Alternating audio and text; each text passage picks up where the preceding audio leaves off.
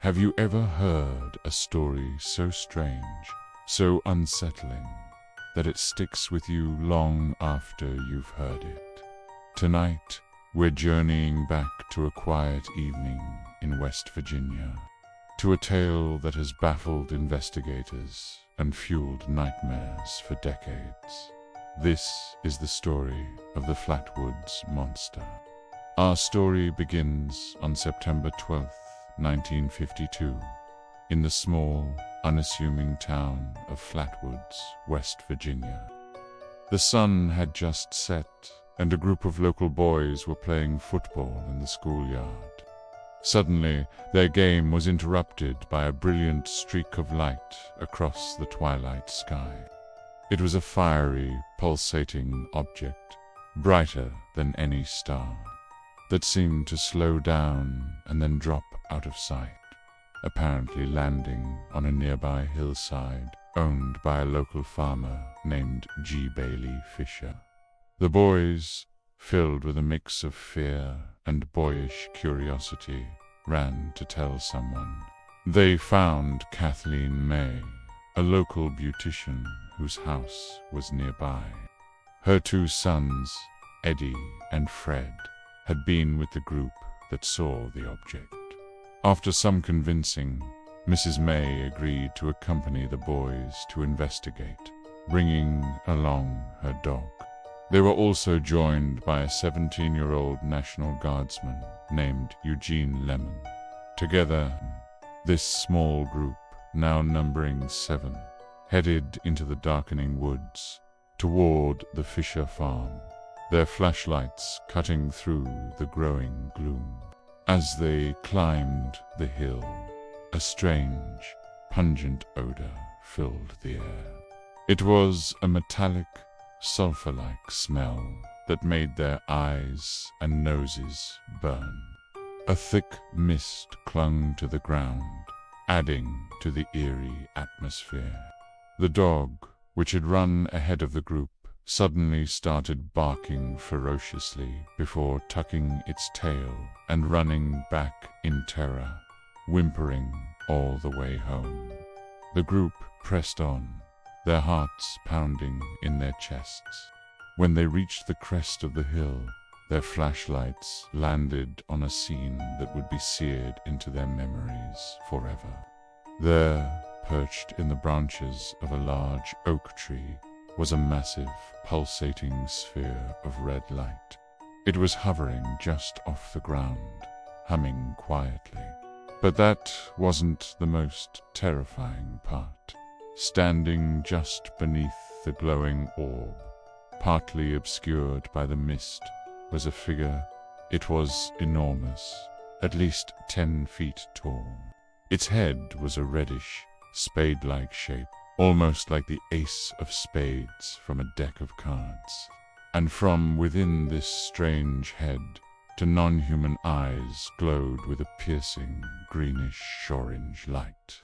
They seemed to stare right through the witnesses, cold and analytical. The creature's body was described as being encased in a dark, pleated green or black garment, resembling a skirt. It had long, spindly arms that ended in claw-like hands. But perhaps the most unnerving detail was its movement. It didn't walk. It seemed to glide or float silently toward the terrified group, letting out a sharp, hissing sound that cut through the night air. Panic erupted. The group screamed and scrambled, tumbling over each other in a desperate race back down the hill and away from the horrifying apparition. They didn't stop running until they reached the safety of Mrs. May's home. From there, they frantically called the local sheriff. Sheriff Robert Carr and a local newspaper writer, Lee Stewart Jr., arrived to a scene of genuine hysteria. The witnesses were visibly shaken, some on the verge of collapse. Stewart interviewed the group and noted their extreme state of agitation. He decided to venture up the hill himself, But by the time he arrived, the creature and the glowing sphere were gone. All that remained was the lingering, sickening, metallic odor that clung to the air and the flattened grass where the object might have rested. The aftermath of the encounter was just as strange as the event itself. In the hours and days that followed, several members of the group, including Kathleen May and Eugene Lemon, became violently ill. They suffered from symptoms like nausea, vomiting, and severe irritation of the throat and nose. Mrs. May reported that her throat felt swollen and raw for weeks.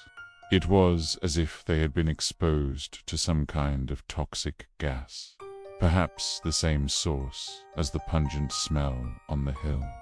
Word of the encounter spread like wildfire. The next day, reporters and investigators from across the country descended on the tiny town of Flatwoods. The story of the Flatwoods Monster, or the Braxton County Monster, became a national sensation.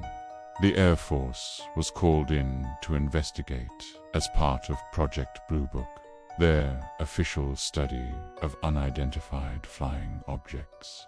The official investigation, however, was brief and ultimately inconclusive. The Air Force investigators suggested that the fiery object in the sky was likely a meteor. They proposed that the creature itself was probably just a barn owl, distorted by panic and the shadows of the night. The glowing eyes, they argued, could have been the owl's reflective eyes caught in the beam of the flashlights. But the witnesses vehemently rejected this explanation. Could a simple barn owl really be 10 feet tall?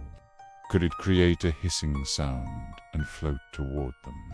And what about the pulsating red sphere and the lingering metallic odor that made them sick?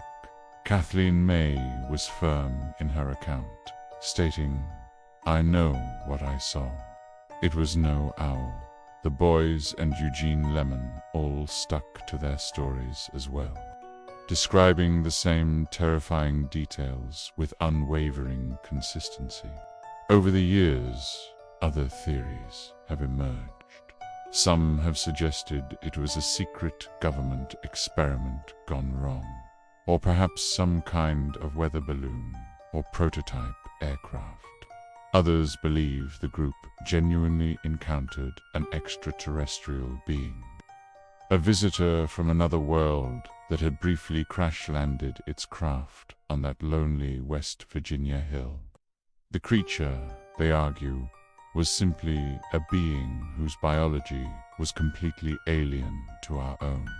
The legend of the Flatwoods Monster has become a cornerstone of Appalachian folklore and a classic case in the annals of ufology.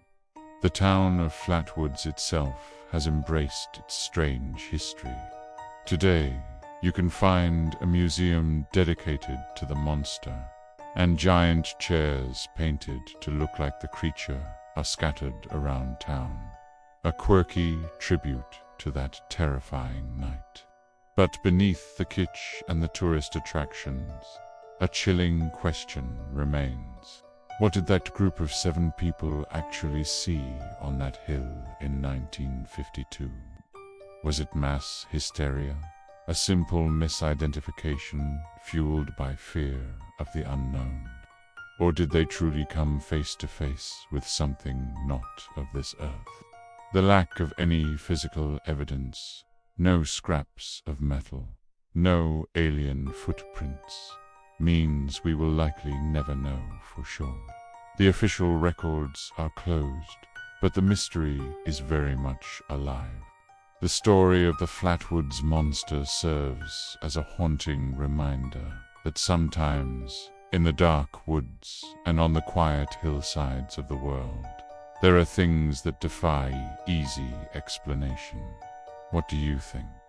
Was it an owl, a government project, or something else entirely? Let me know your theories in the comments below. Thanks for joining me on this journey into the unexplained. If you enjoyed this story, be sure to hit that like button and subscribe for more deep dives into the world's greatest mysteries. We'll see you in the next one.